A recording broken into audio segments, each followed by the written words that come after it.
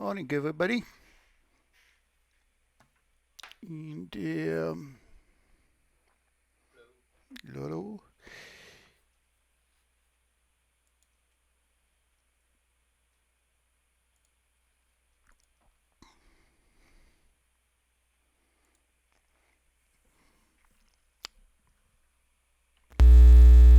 Okay, let us start. And we are going to speak today about graphs, about how do we represent graphs in computers, how do we well, we'll start paving our way toward a shortest path in graphs was one of the applications, but what I realized teaching throughout the years that in many cases directed graphs, especially acyclic directed graphs, um, are so much easier to work with. There is so many problems that are we can solve in directed acyclic graphs that we cannot solve, at least not in any reasonable time, in quote-unquote normal graphs. That I decided to spend some time discussing graphs in topological order first. But before we are starting with graphs, any homeworks, questions? Any questions about hashing that we just finished? Universal families, that was a bit tricky topic. Excellent. Let's, remind everybody what are graphs. We can go to all the very formal and definition, or we can say graph is anything that looks like this. It has nodes, or sometimes we'll call them vertices. That would be nodes or vertices. In our case, A, B, C, D will be the set of vertices. We'll denote the vertices as always. We'll use capital V to denote the set of vertices. So in this case, it will be A, B, C, and D. And we have a set E of edges. Edge will be a pair. Edge in general is a pair of vertices. Not every pair, not every edge is necessarily in the graph. Some are, some are not. Standard case, think about friends in Facebook. Think about cities and roads connecting these cities. And sometimes we have parallel edges. That is, between the same pair of vertices, maybe there are 2 or 3 edges, like in this case. And then the notation starts to be much more tedious, just because now I need to give each one of these edges a different name. So if I'll have parallel edges,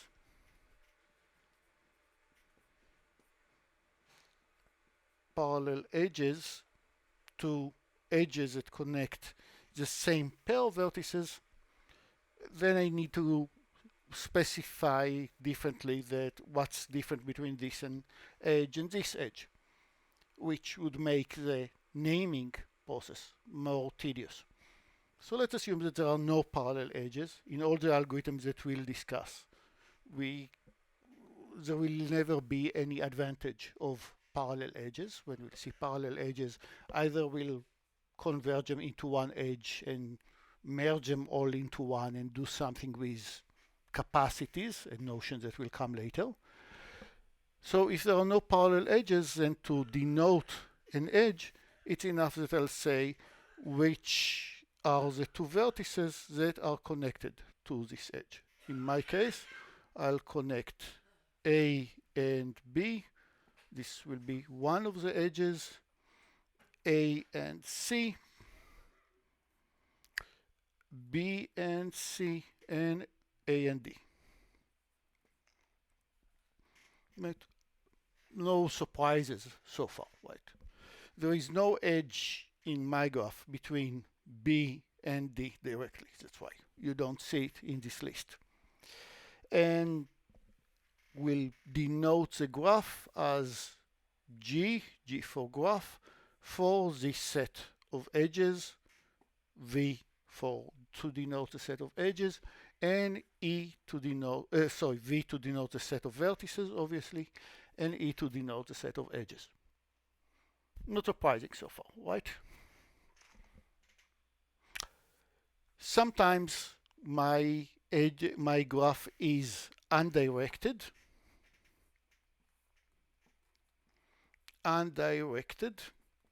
meaning that if there is an edge from B to C, then it is the same edge. It also connects C to B. I don't distinguish the edge from A to B and the edge from what did I say? A to B, and the edge B to A. That's the same edge for me. That will be in an undirected graph. Or sometimes my graph is directed, meaning that the edge AB actually has a direction. It's not just a pair of vertices, but it's an ordered pair of vertices, ordered pair of vertices. So A to B will be denoted by placing an arrow going, say, from A to B, going, say, from A to C, going, say, from B to C. So my arrow points downward. And finally, from A to D, which of course you don't see in this graph. So it's early in the morning for me. C to D.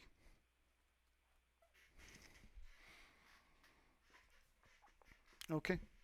Directed graph versus undirected graph.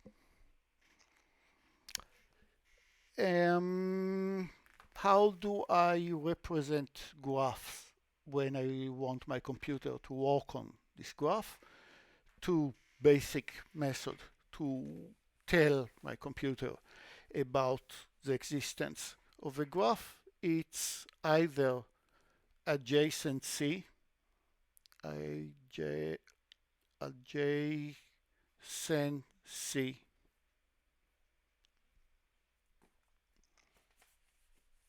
it's either adjacency list, that would be one option to represent a graph, or adjacency matrix.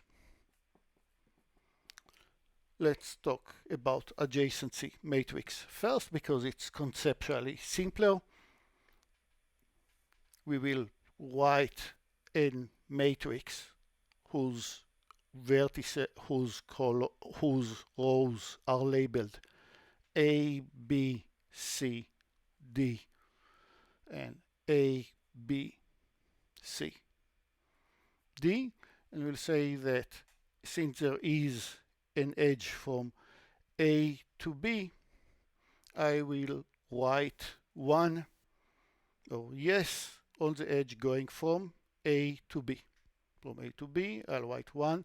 There is no edge from A to A. We'll write it as 0. There is an edge from A to C, and there is no edge from A to D. Similarly, there is an edge from B to C. That's the only edge that leaves B, from B to C. And the rest are 0. No other edges leaves C. There is an edge from C to D, from C to D. And there are no edges that leaves D. So we'll write 1 if there is an edge that leaves the row and enters the column. And this is an adjacency matrix. That would be, of course, for directed graph. Had my graph be undirected as it was before, then the graph becomes, then the matrix becomes symmetric, meaning that we can switch the rules of rows and columns and get the very same matrix, because that implies that there is an edge from A to C if and only if there is an edge from C to A.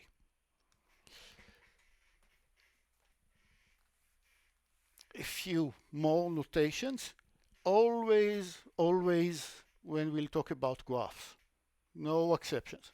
Always when we'll talk about graphs, n will denote the number of vertices.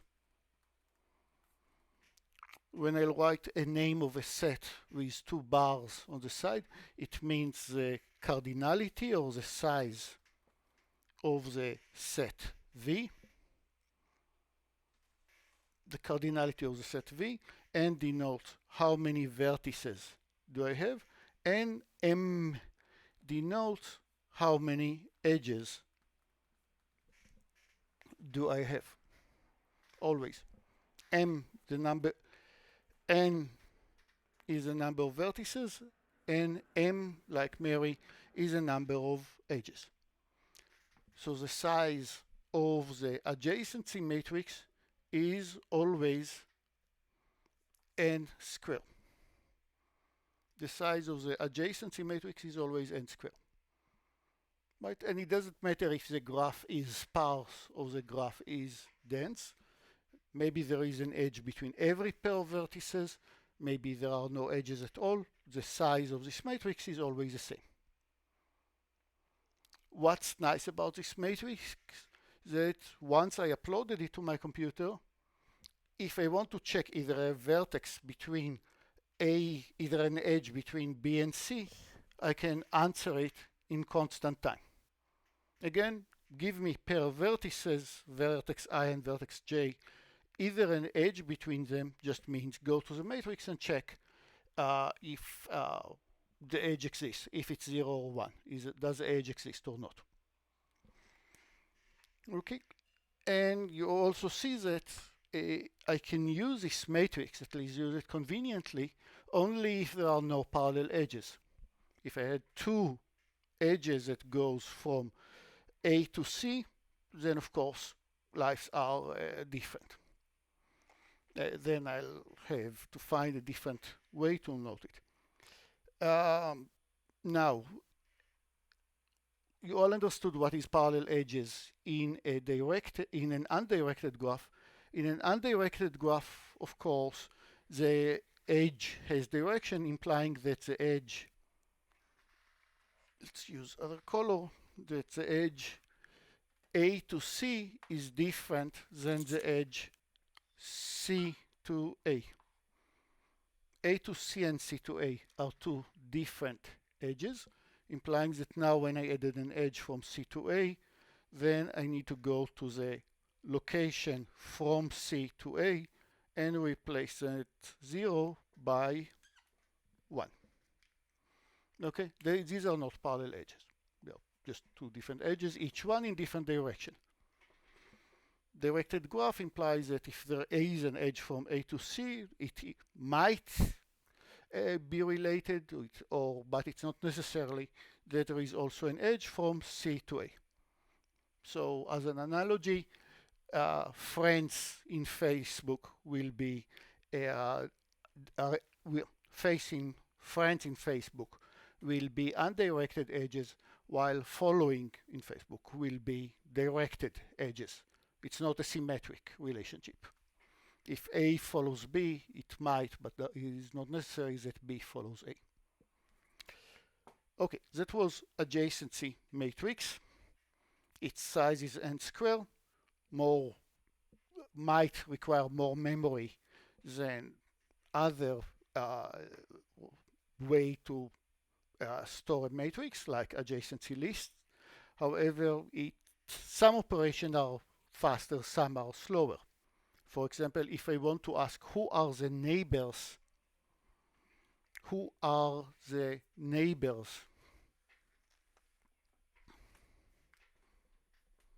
find all neighbors of A. If I want to find all neighbors of a vertex A, I need to go to the row of A and scan all of it. Neighbors, the friends, the vertices that there is an edge from A to them. B is a neighbor of A. B is a neighbor of A. So far so good.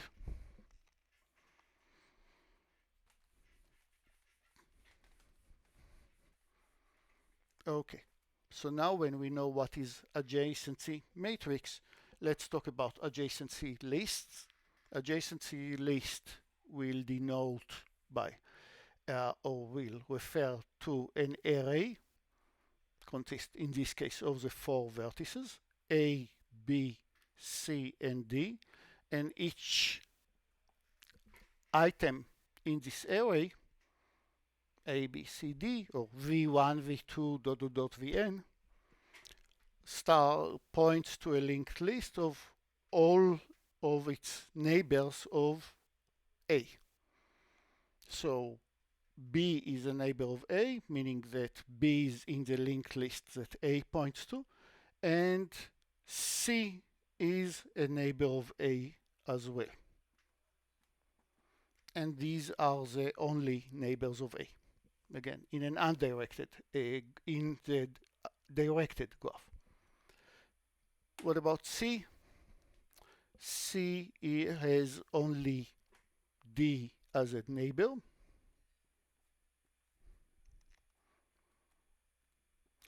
This notation, if you are not familiar, just implies that that's the end of the linked list. It's just a notation that is taken actually from electrical engineering, the notation of ground. The last element points to null. That's how you know that you got to the end of the list. C points to the linked list that contains only D. D has no neighbors, points to null, and B has only C as a neighbor. B has only C as a neighbor. If you want to count the green list, the green edge as well, let's add it here, then this is also a neighbor of A, then A is also a neighbor of C. Let's add it here.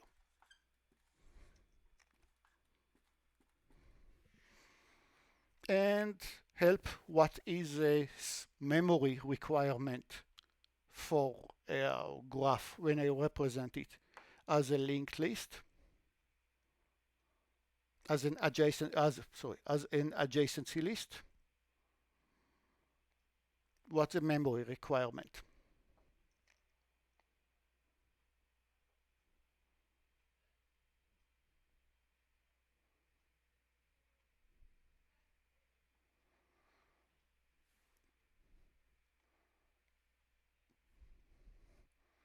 Sean, Amir, Key, Kevin, Christopher, Anthony. Help. How much memory do I need to store a graph?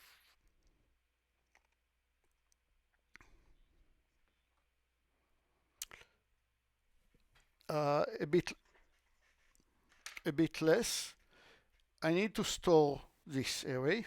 By the way, who was it? Anthony, thanks. So it will be order of what? I need to store this array. How many?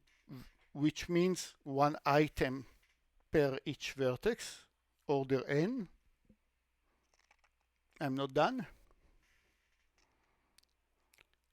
And you said that it will be this times the number of edges. That's a bit pessimistic.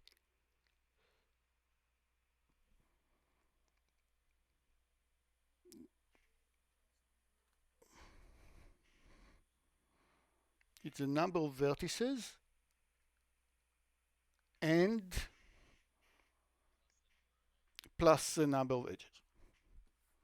But it's n plus m. N, I'll remind you, that's the number of vertices. M is the number of edges. So it's linear in the memory, and this is also optimum.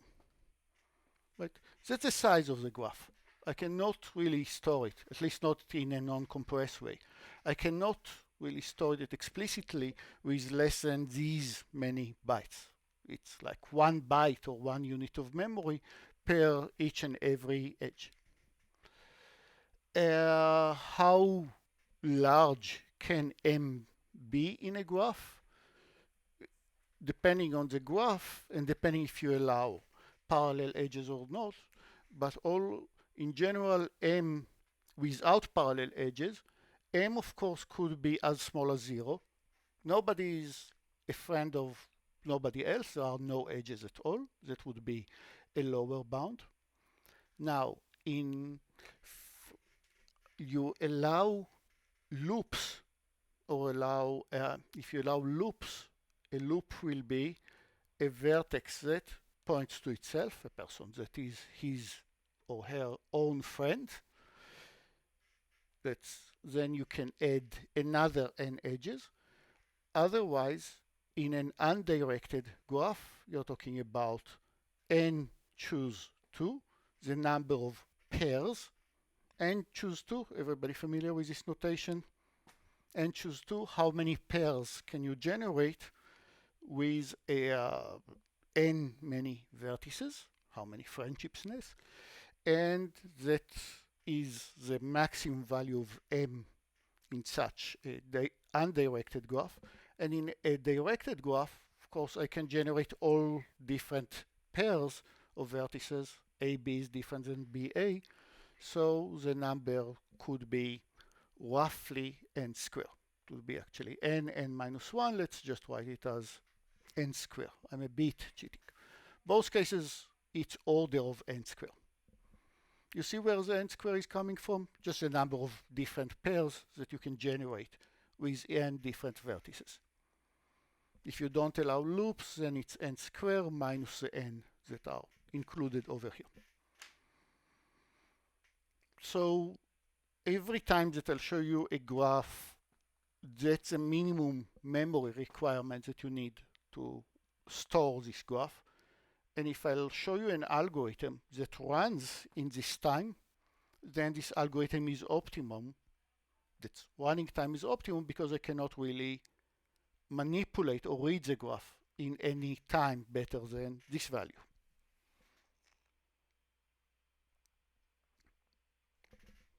Moving along.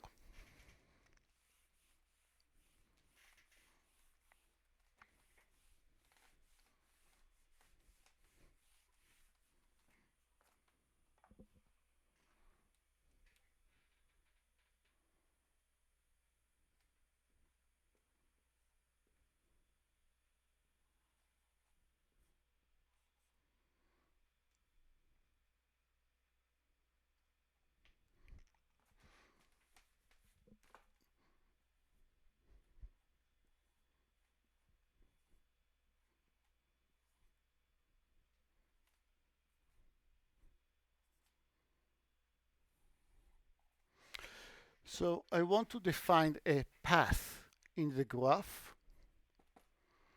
A path in the graph.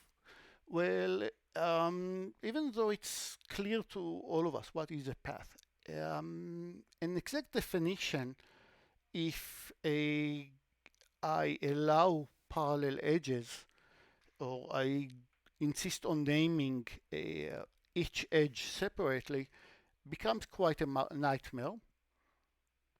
On the other hand, if I don't allow parallel edges, or our algorithm will not allow parallel edges, definition of a path is quite intuitive. All I need to tell you is what are the vertices along a path. For example, in my graph over here, whose vertices are A, B, C, and D, I have one path which I'll call pi 1, Why do I use the letter pi for path? Because the letter p will usually be stored for a vertex. So I'm using pi and pi1. And to denote what is a path, I'll just tell you who are the vertices along its path in the order that they appear. So one path will be A, B, C, and D. This is one path that starts at A, takes me after A, I'm walking to B. Notice these are two consecutive vertices along the path, implying that there must be an edge, a unique edge between them. So you all know which edge did I use to walk from A to B. Then I walked from B to C along this edge. Then I walk from C to D across this edge. So this is a path that starts at A and ends at D.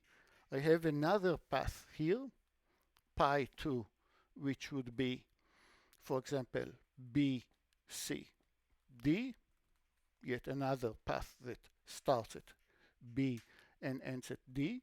I have another path over here, pi 3, which is A, B, C, A. A, B, C, A, starts at A, go to B, go to C, and then go back to A.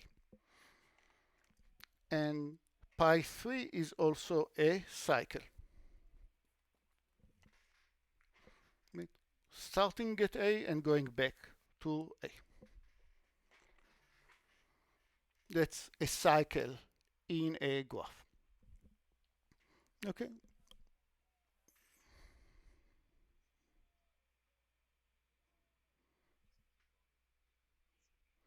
Yeah, of course. I can have another different cycle that will be ABCA, ABCA.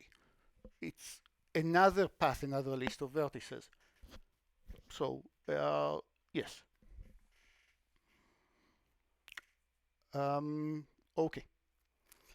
And of course, in an undirected graph, it's very easy to generate a cycle between two vertices in an undirected graph. If that's E and F, then E, F, E, F, E, F, E, F, just alternate between them. Now, there is a notion of simple cycle that means that I don't use an edge more than once. Simple cycle is what we intuitively will think about cycle.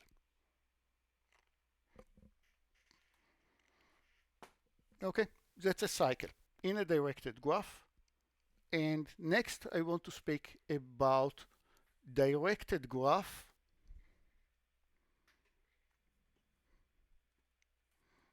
directed graphs that does not contain a cycle. A directed graph that does not contain a cycle. That's a very long definition. So I can generate very complicated graphs, which are A, directed, and B, they do not contain any cycle. That is, as long as I'm following the arrows, I will not be able to start from one vertex and go back to the very same vertex. So this is an example of a graph that does contain a cycle and is directed. If I'll take this edge and just direct it from A to C, just directed in the opposite way, so now it goes from A to C, then my graph does not contain a cycle, and since it's very tedious to say does not contain a cycle, we just called it acyclic.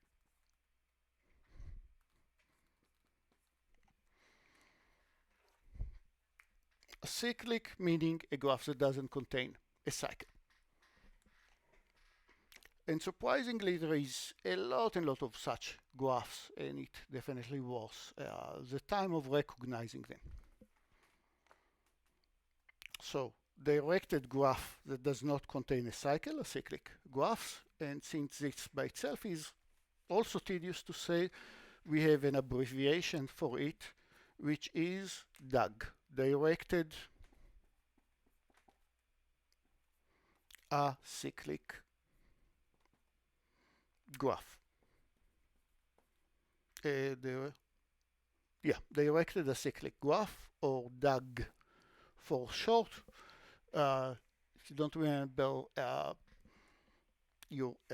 if you don't remember the abbreviation, DAG in Hebrew is just a fish, so it's kind of just the Hebrew word for a fish, so easy to remember. And I think that they are very popular, and only with time I study to evaluate how common they are. There is many cases that you think about a process or a movement and you want to say something has to be done before something else. This is a task that I need to do. This is a task that I need to do. This is a task that I need to do. And so is D. However, I cannot start performing task C before task B is done and before task A is done. I can start with task A, but I cannot perform B unless I'm already done with A. I cannot start C before I'm also done with A as well. Can make it a bit more interesting.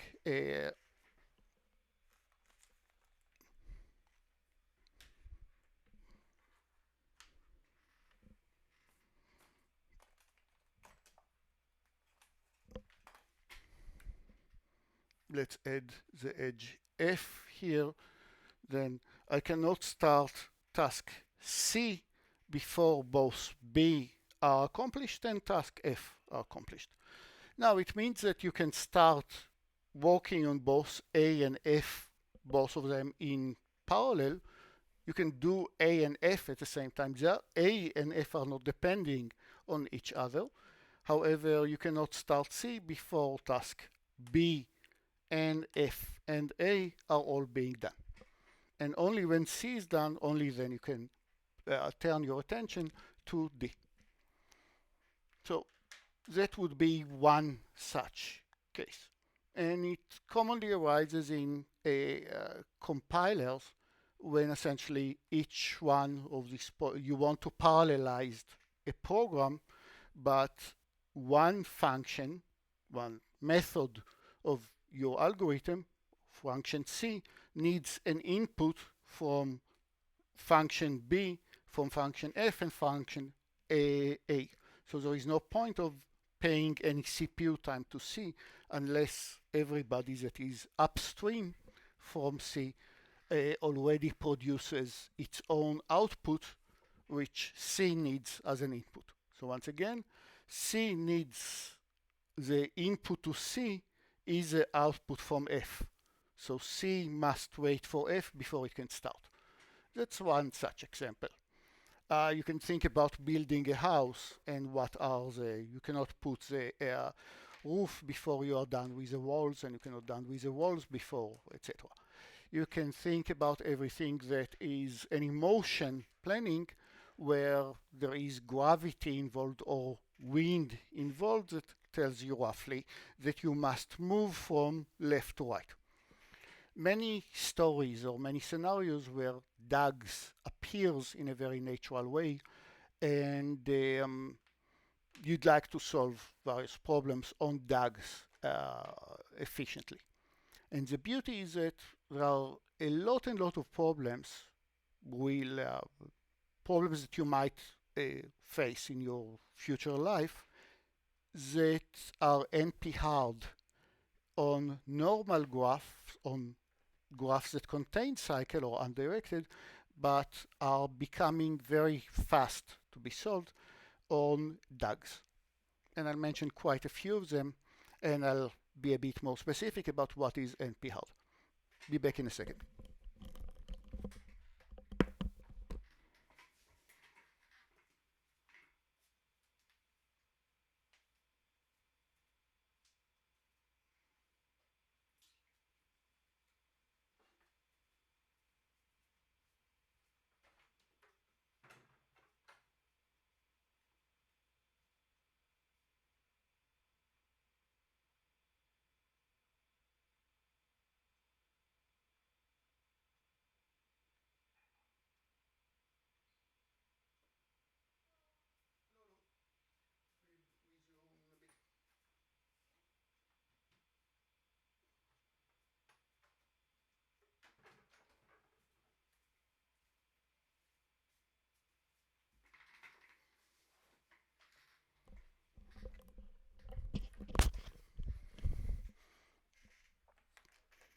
So our first question would be to recognize, if I'll give you a graph, directed graph GVE, my first task would be to ask, hey, is this graph a DAG at all or not? I know that it's directed, but does it have a cycle or not? Now, if it doesn't have a cycle, then I also want to sort its vertices in a topological order. And the term of topological order, I at least found it quite confusing. Right? You all heard about topological data analysis. We actually have one of the best departments in the country in visualization and topological analysis of data. You heard about topology from different other courses, and it's not obvious, at least not to me, how topology as a science related to topological order. So I suggest not to worry about it too much and just accept that that's a name. So what are topological order? I want to give values, labels to each one of the vertices. My labels will be a number. How many vertices do I have here? 1, 2, 3, 4, 5. So I want to give to each vertex, I want to give a label of V, which is a number between 1, 2, 3, 4, and 5, the number of vertices. Well, a lot of ways. Let's call all the vertices 1. Let's call all the vertices 2. That will not be a topological order. To make it a topological order, each vertex should have a unique label.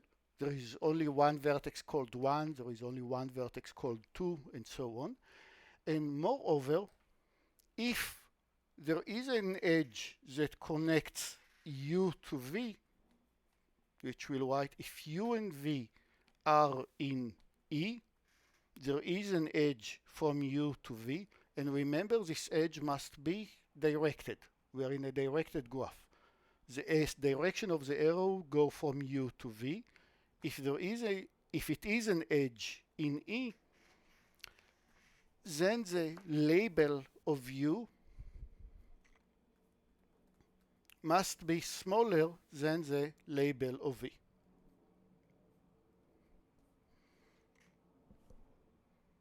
If there is an edge from U to V, then the label, a number that I give to U, must be smaller than the label that I give to V. And the best way that I can suggest to understand what are these labels is think about these nodes are processes, methods that a single core CPU has to accomplish, and the label is just the order at which you are going to perform these tasks, which will be the first, which will be the second, third, and so on. And the rule is that if the C needs an input from F and input from B, then C must have a larger label, larger time, later. It needs to be later in time, execution time, than the execution time of F and the execution time of B. At which time, which hour will you start executing B? At which hour will you start executing F? It needs to be earlier than the time that you'll execute C. So everybody, so what are possible orders, topological order of this graph? Well, in many cases, the topological order is not unique. I can have different numberings, different orders of the same graph. For example, I can decide that the label of F will be 1. I need to start with one vertex. Why shouldn't it be F? Then I'll go and execute 2. Then I'll go and execute vertex 2. Then I'll execute B. So B will have label 3. Understand it as the understand the 3 that I wrote over here as label of b equals 3, then I can go ahead and execute C because B and F and A are already executed. And finally, only then I can execute D. So that will be a topological order. And of course, it's not unique. I could have started from A instead of starting from F. So there is mostly room for wiggle, which one will be the first.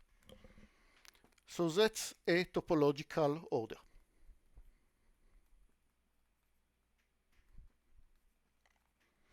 And as we mentioned, in many graphs, this topological order is not unique. It's a labels, or it's giving you at which order do you access the vertices, so that a vertex is accessed only once its predecessor, the vertices that points to it, have been accessed or not. Now, a little observation, not too heavy.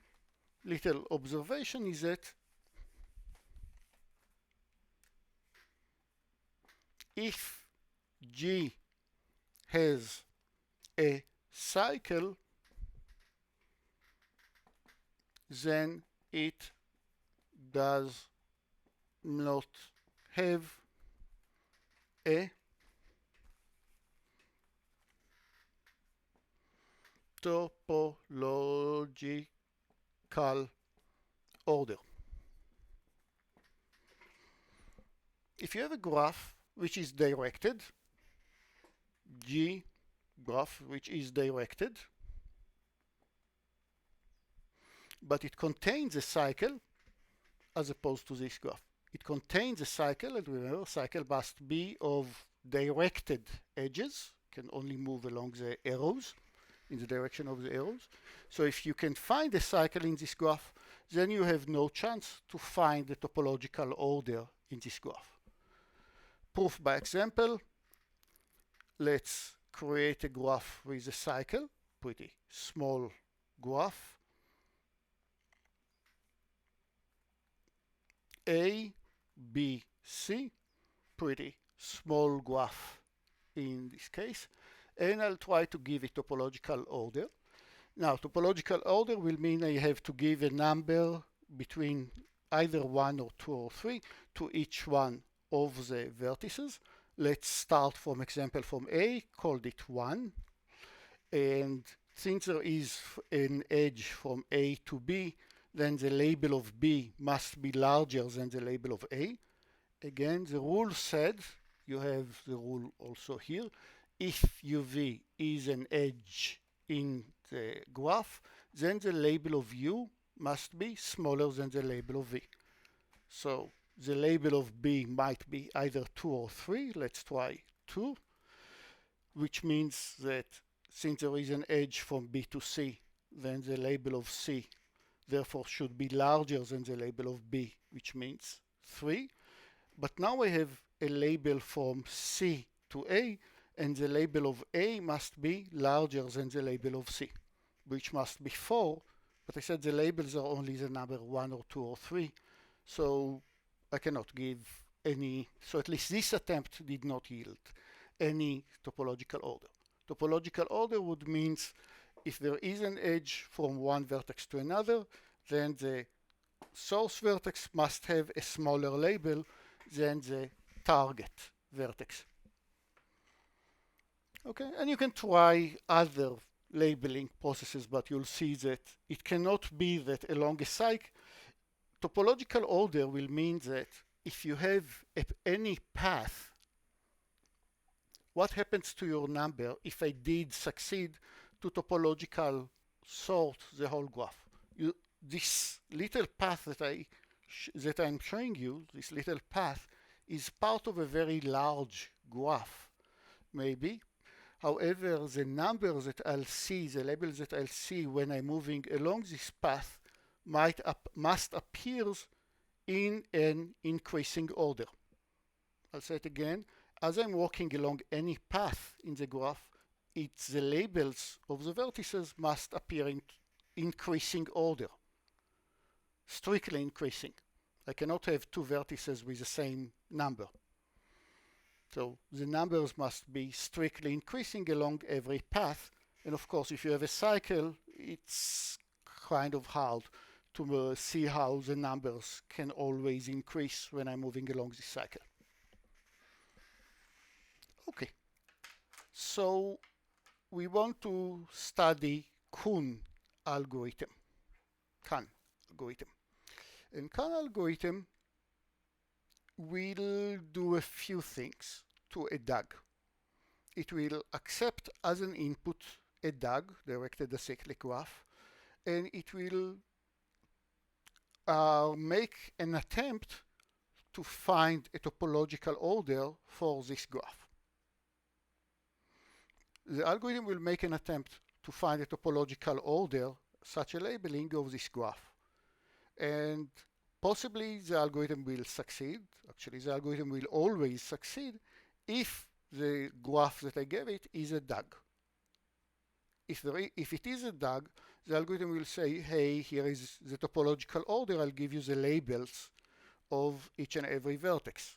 And these labels will follow the rules that you see here, that if there is an edge from U to V, then the label of U is smaller than the label of V. Alternatively, the graph contains a cycle, and then the Kuhn algorithm will tell you, I found a cycle, so your attempt to find a topological order was stupid to start with. You ignored something.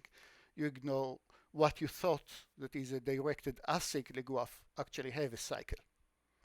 So Kuhn algorithm will do both of these tasks at the same time. I find it very intuitive and elegant algorithm, so I really like it. It's not the only algorithm to find topological order.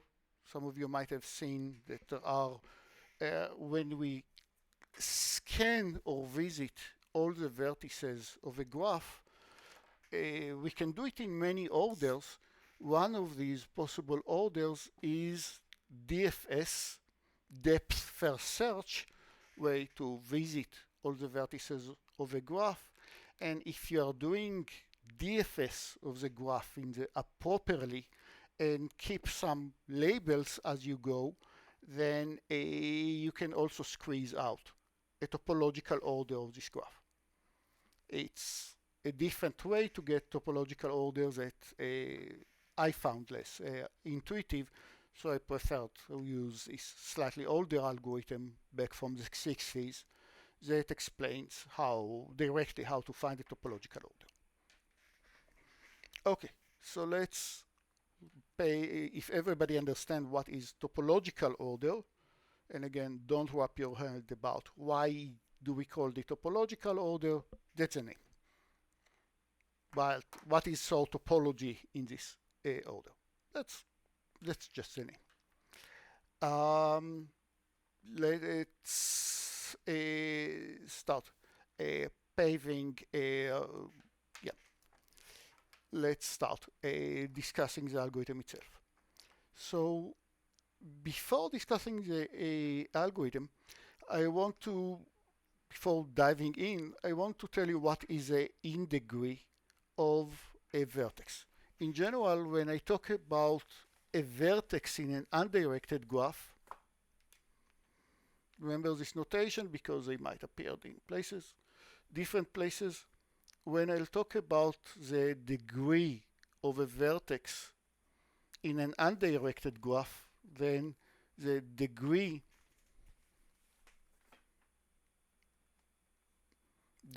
of V is the number of neighbors of V, immediate neighbors. Neighbor of neighbor doesn't count. So in this little undirected graph, the degree of A is 3. It has 3 neighbors, namely B, C, and D, and the degree of D is 1. You just have A as a neighbor. That's a degree in an undirected graph.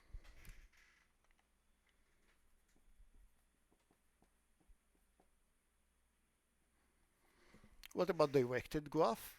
Now I want to use two notations. Only one of them will be used in the algorithm. Once it will be the in degree of a node, which is how many vertices points into this node. How many vertices, if you wish, follow this vertex. So if now I'll make my graph directed, then the in degree of A in degree of A is 2, and the in degree of D is 1. There's just one arrow that goes into D. There are two arrows that goes into A. And similarly, I can talk about the out degree, just don't need it for this particular algorithm. So in this example, the in degree of V is 3, because there are 3 vertices that are pointing into V. And as the algorithm progresses, I will update the in degree of vertices. As the algorithm progresses, I'll delete edges from the graph, and therefore the in degree will become smaller and smaller of each vertex. When we are playing with the algorithm, let's have an example on the whiteboard.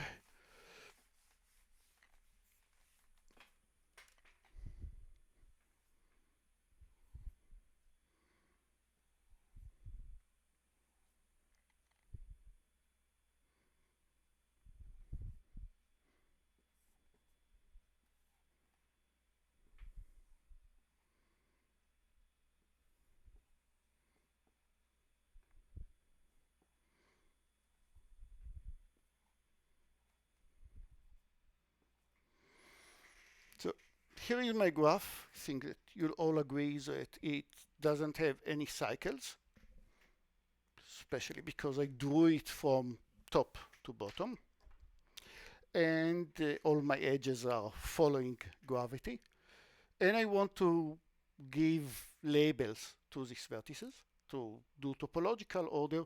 But let's start by writing the in degree of each vertex. So in degree of if I write the in degree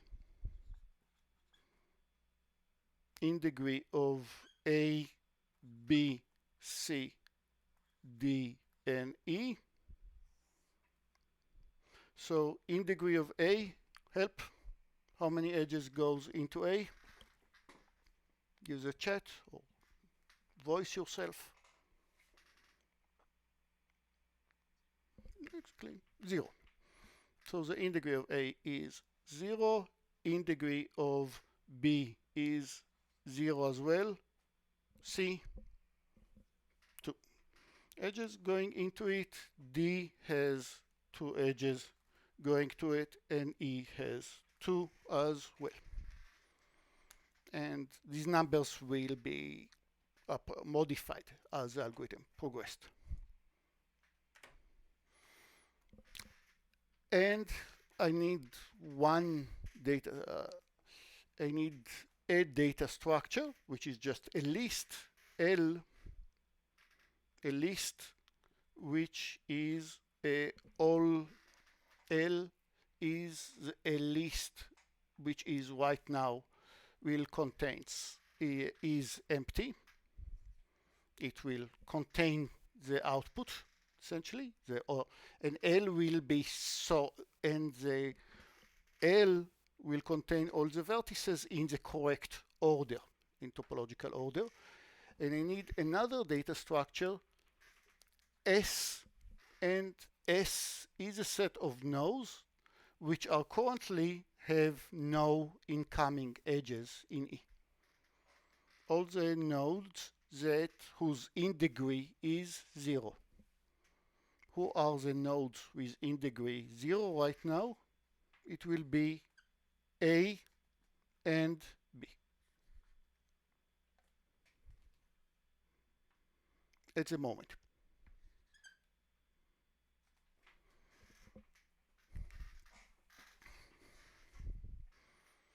I'll have a counter that will essentially help me give the label, and this counter to start with is 0. And at the moment I don't give label to every vertex so far, and at the moment and I'm performing the following loop as long as S, the guys with in degree equals 0, is non-empty. What does it mean? Is am I only going to process A and B because I have A in degree 0? No. I'm going to process all the vertices because I'm going to delete edges, and as edges are deleted, you'll have more vertices whose in degree will become 0 as well. So as long as S is non-empty, do find a node in S, find a node whose in degree is 0. I can pick A, I can pick B. Let's pick B. I think it's simpler. It's completely arbitrary. And add B to the tail of L. So I'm adding B to the tail of the list. Adding B. By the way, Amir, any lagginess? Is the video following me more or less correctly? Oh, see?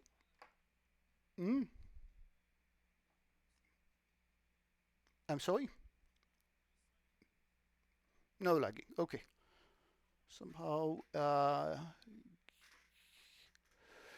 Somehow, today it's very smooth.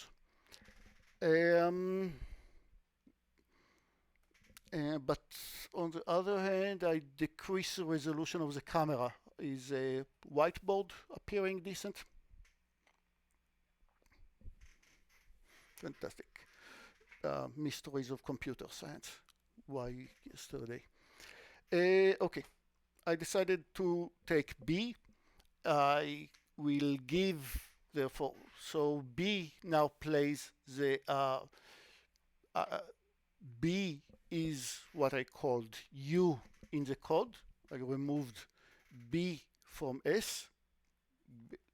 B is a variable U, and put B at the end of the list, at the tail of L. And what is the label of U? The label of U is the current value of a count. So it will get the value 0. We'll start counting from 0 actually. So B will have the label 0. And what do I do now? For each, I'm looking at U, and I'm looking at all the edges that are emerging from U. Again, I'm looking at U, and I'm going at all the edges that are leaving U. And I'm going to erase each and every one of them. So for each node V, such that there is an edge from U to V, each neighbor of U, and remember it's directed graph. C is a neighbor of B, but B is not a neighbor of C. What are we doing?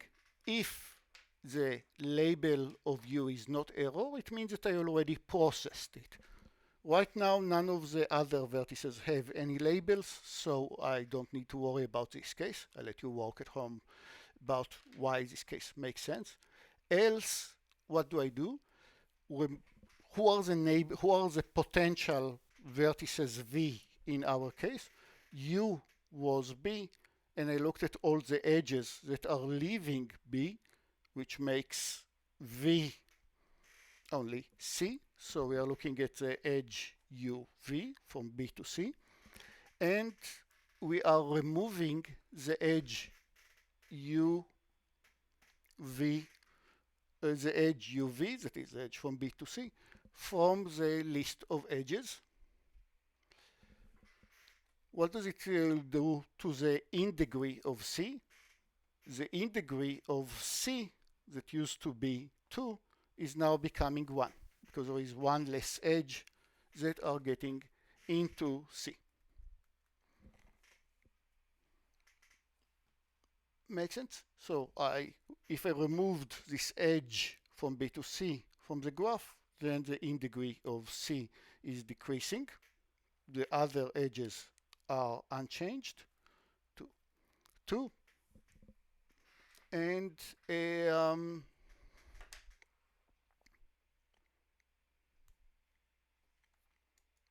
oops.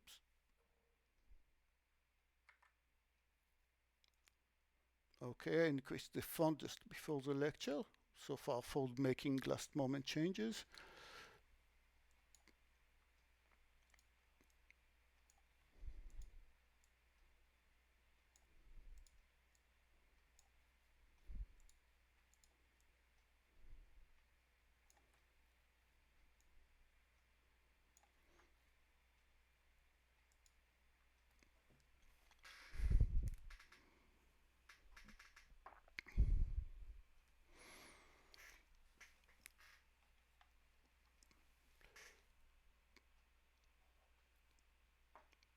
Okay, we went through the in degree of V minus minus. We decrease the in degree of C. And if V has no other incoming edges, then insert V into S. If C would have realized right now that its in degree becomes 0, that would be the signals to put it in the list of nodes that are in S. Why? What's going on? Let's understand the rationale. It means that I picked B to start building my house because B doesn't need anything to happen before it. It might be do the foundation of the building, the very first thing for the building.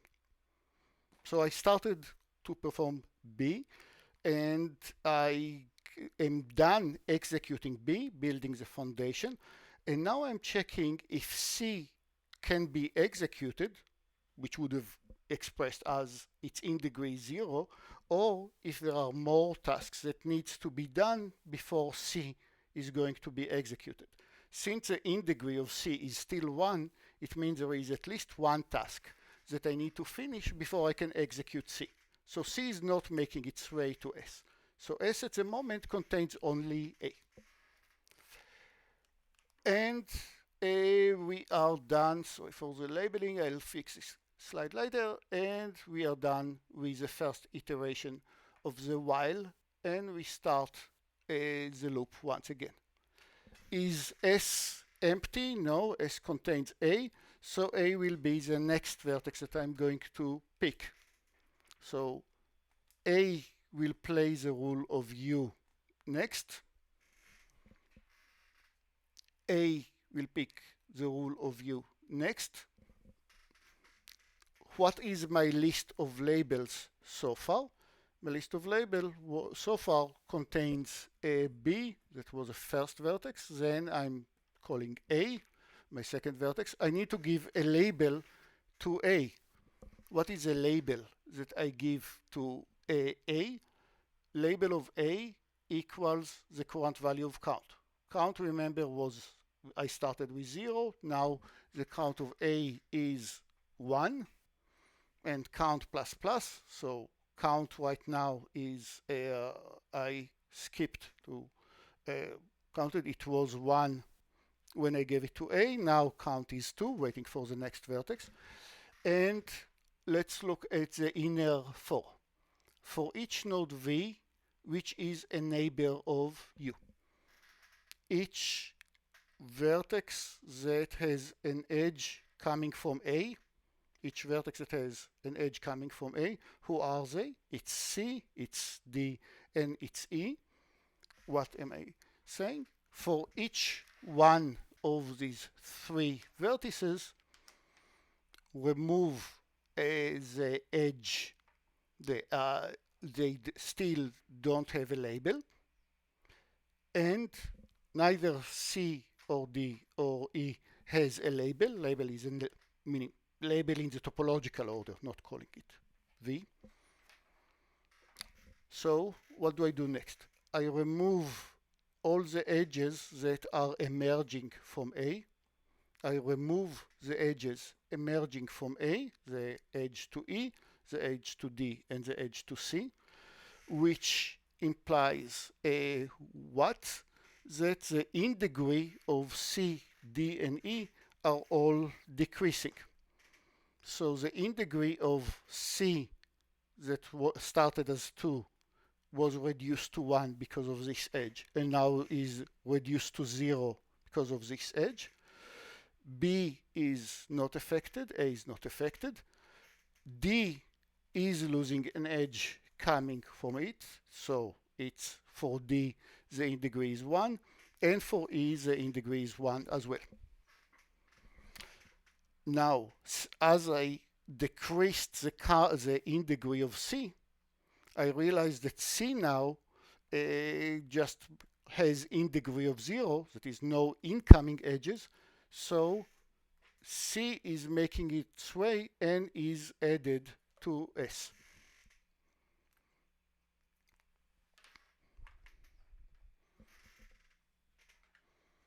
So my graph at this moment, after deleting all these edges, is think about it this way. I perform this task, I perform this task. I just look at the dependencies between the remaining tasks and ask either who can I pay my attention next.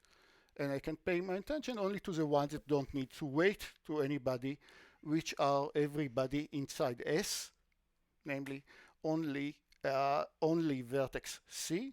So the next I'll take C, give C the label label 2, the third vertex, so this will be C, and do the same process of every edge that leaves C, delete it and update the vertex on the other side of C accordingly. So I remove the edge from C to D, hence changing now the in-degree of D from 1 to 0. The E still have in-degree of 1. Notice that from the whole graph, we are now just left with D and E. D, at this moment, we just realized that its in-degree was C was in S and removed. Now we are putting D in this list just to immediately remove it. So D will be the next vertex to be removed from S, getting a label of 3, deleting this edge, giving E a label of 4, and voila, I'm done. What's the running time? The answer about what's the running time depends on how do I represent the graph. If I represent the graph as an adjacency list, or I represent the graph as an adjacency matrix. So which representation is better for this graph?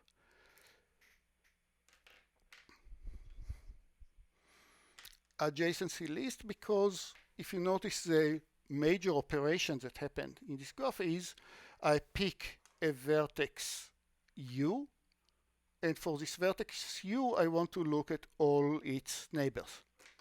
Is there anybody that can tell me what's the running time? Anything but Anthony? Because it's kind of solicitate class participation from Kevin, G, Sean, and Gang. Sorry for butchering, and Christopher. Sorry for doing bad things to your name.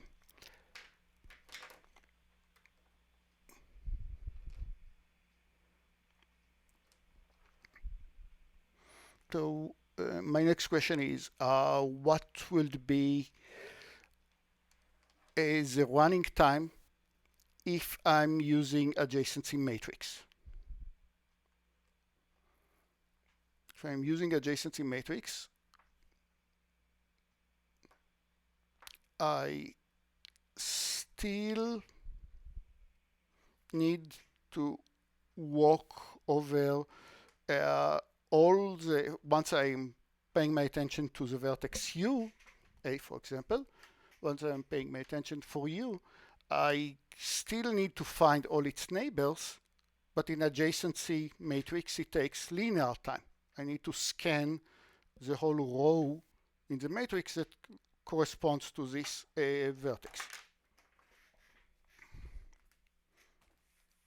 So adjacency matrix will be less efficient. What will be the running time?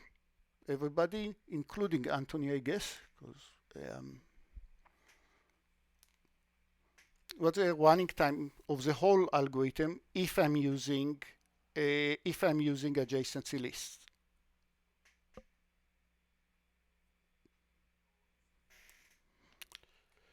It could, yes and no. So when we are referring to complexity in graphs, we would like to have the answer as both the number of edges and the number of vertices and the number of edges.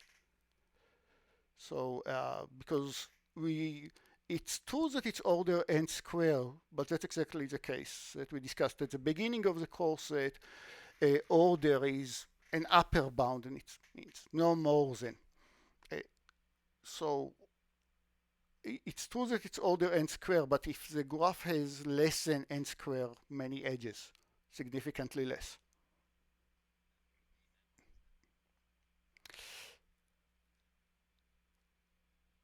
So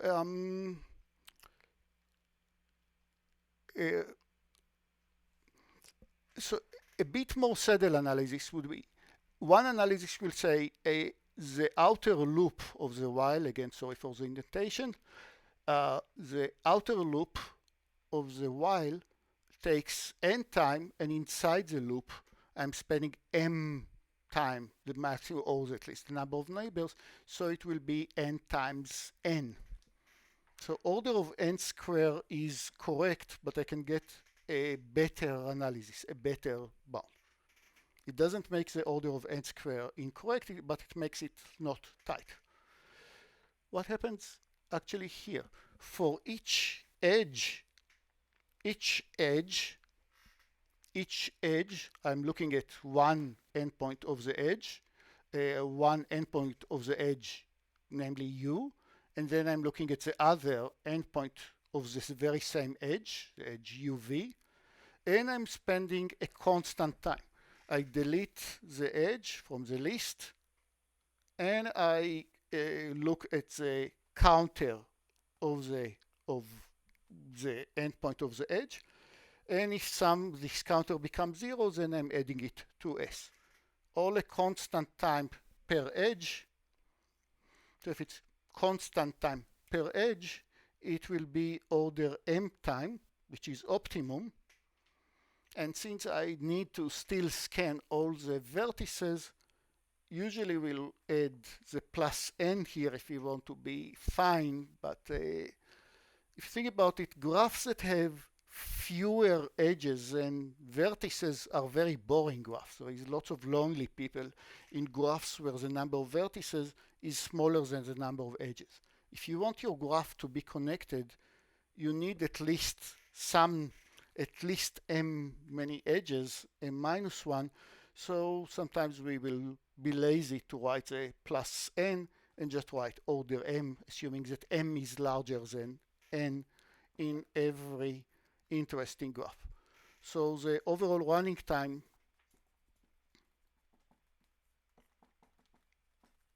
would be order of m, that's why I'll be specific here, m plus n, which is optimum. Right? Because just to why am I saying that it's optimum? I can write that it's even theta. It's not less and no more than this number. Why am I saying that it's optimum? Because it's not just to read the graph into memory takes exactly this time. So I cannot really get familiar with the graph in any time better than that. So if in the same time that I upload the graph into memory, I also find its topological order. Make sense? And that's of course if I'm using it, and that's also the size of the memory if you're using adjacency list.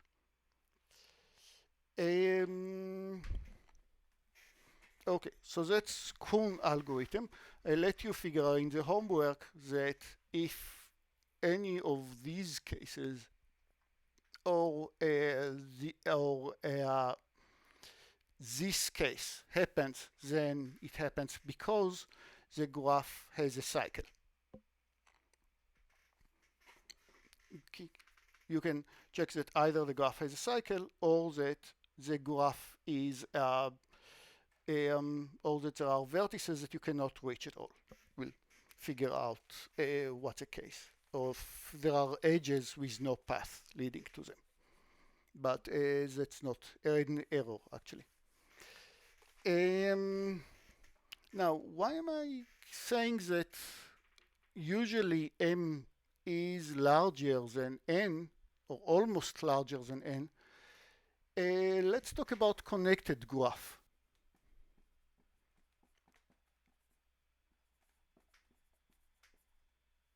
So an undirected graph GVE is connected, says that it's connected if and only if IFF, if and only if for every pair of vertices, every U and V in the graph, there is a path from U. There is a path from U to V.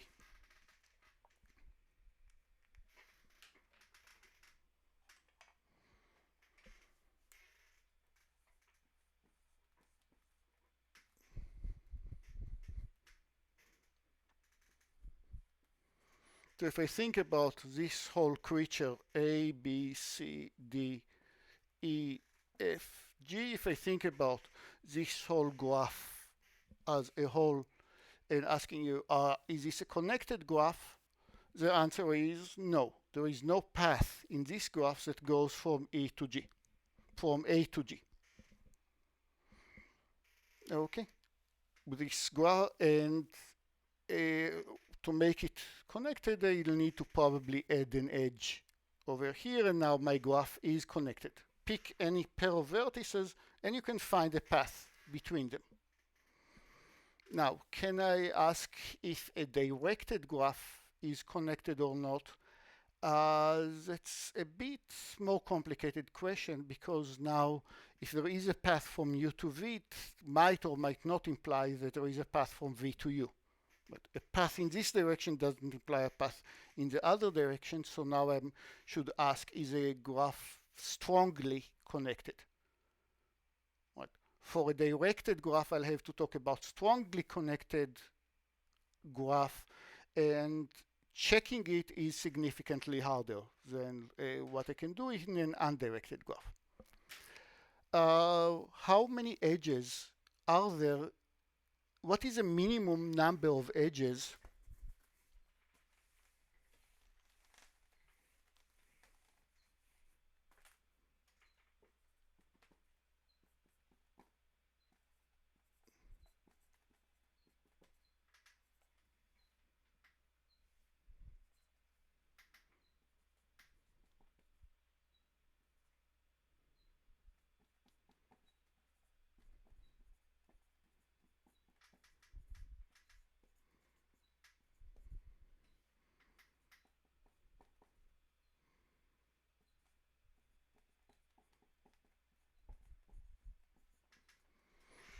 help? What is if you give you a graph with n many vertices, how many edges can it be if it's as slim as possible, as few edges as possible, but is still connected?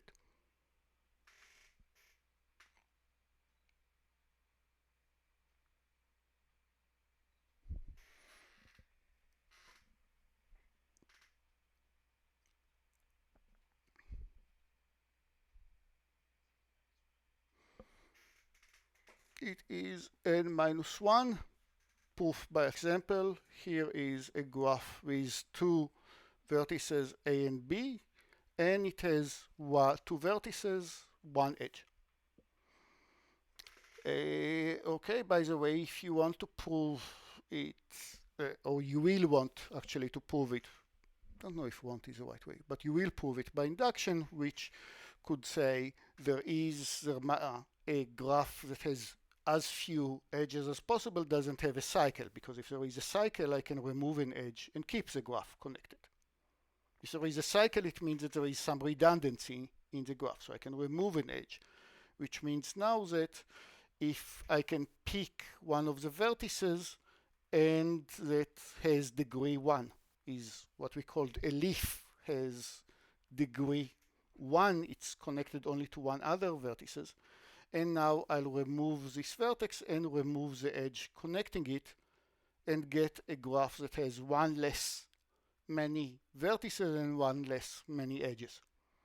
So if I proved it for a graph with two vertices, I can now move into any graph with three vertices, because looking at a graph with three vertices, pick a leaf, delete this leaf and delete an edge. You removed one from the number of vertices, one from the number of edges, and I'm now in a graph with two vertices and one edge. So if I'll add one to both of them, this condition will still stay. I'll mention another term in this case.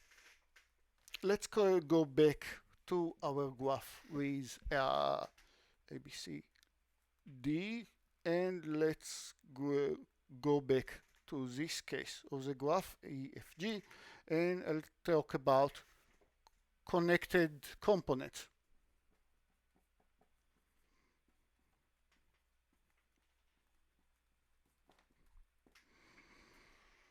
Now I'm saying here is a graph that is not necessarily connected, but still I can partition it into subset of vertices.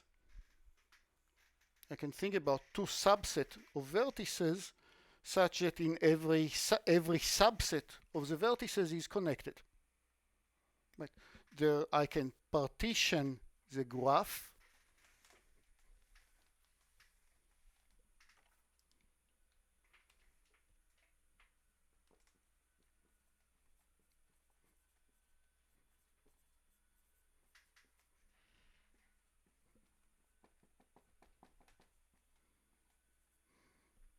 or the let me write it as the vertices of each graph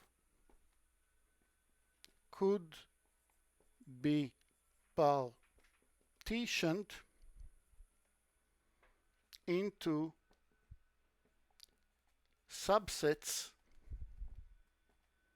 Each is a connected graph by itself or connected components. That is, the subgraph A, B, C, D is connected by itself. The subgraph C, G, and E is connected by itself, but the whole graph is not connected. So in this case, I have two connected components,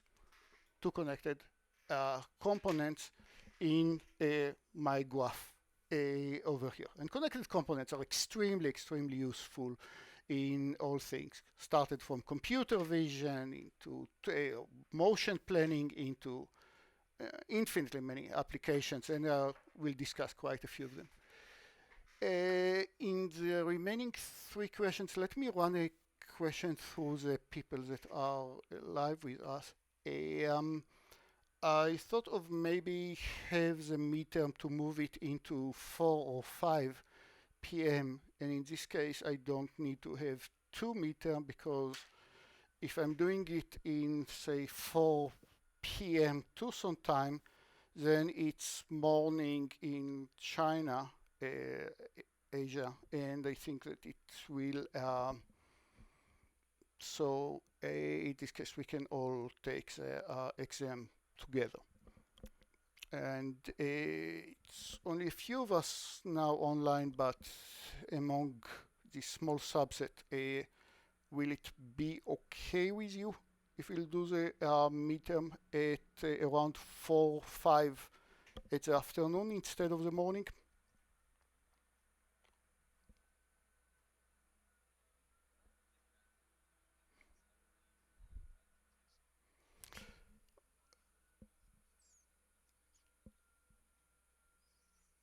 Um, I mean, so for you, you're saying that it could be that neither times will be good, which is which is fine. I mean, we'll find solutions.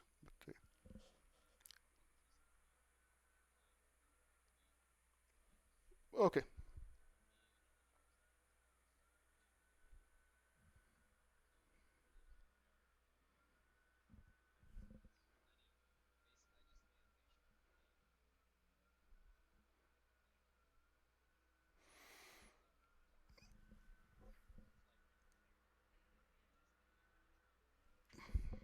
okay.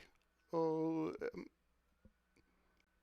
sure. If there are, or we'll figure out some other solution. But sure. But you're saying that right now you know that the normal time will not affect. That is the normal time you are good.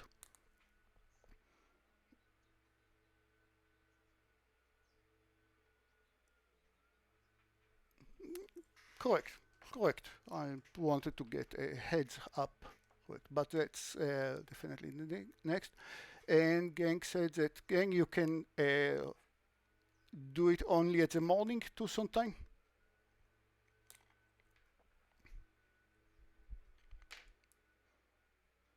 Uh, so if I mispronounce the name, J and G, you are saying only morning, if I understand your comment.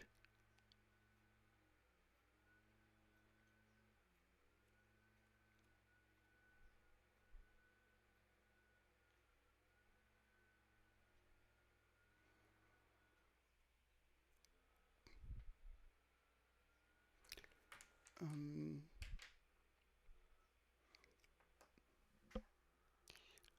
okay, think um, okay. So I have at the moment 3 students that might not be okay. Yeah, I'll I'll continue playing with this. So at the moment it's just a thought and assume that the time is the normal time, and if I'll have if, if there are people that are not physically in that are in other continent, I'll figure out maybe a possible another exam that is a completely new exam, completely different. Okay, thanks. We'll play tomorrow a bit with some question about hashing. We'll do a bit active learning as usual, and then the more shortest path in graphs. Thanks, everybody. Bye. I need to check what the instructions of the university said. I'm negative for COVID, but my partner and my son are positive, so I'll have to see what the instructions. If I remember correctly, the instruction said that I am not supposed to come because once I have, yeah. I enjoy much less of teaching only from here, and I think that it's significantly less effective. But we do what we will follow the rules, all assuming that I'm still negative. Uh, Thanks, Manny. Bye.